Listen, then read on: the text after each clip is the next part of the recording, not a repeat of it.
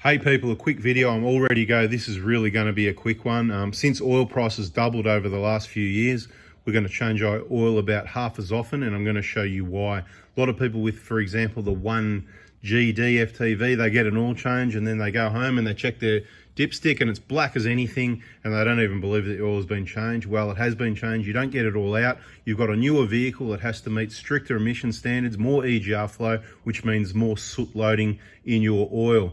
Now here with the 1KD, if you're following the videos, the maintenance oil change videos, I might drop this in that playlist as well. There's a playlist, oil change videos. I'll probably put this one in there. I've got some important things. This is maybe going to go for a minute or two, this video.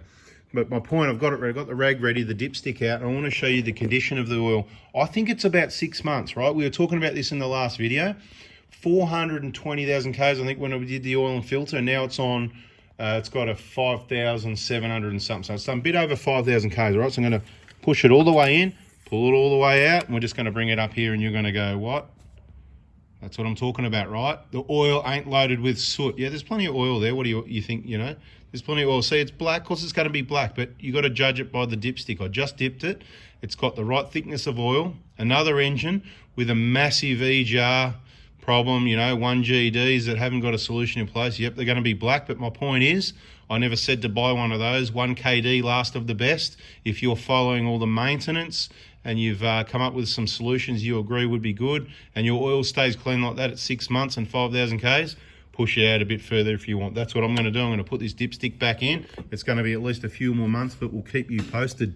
Now, for the people that missed it, the Prado Hospital full before diesel, we are currently fully booked, combination of fully booked. We've got work to do still, but we're closed. No further communications for anything really. You just need to follow our Facebook, Prado Hospital Facebook page, get on those groups, listen on the videos, full before diesel, subscribe, turn the bell and watch, listen all the videos so that you know these things are happening.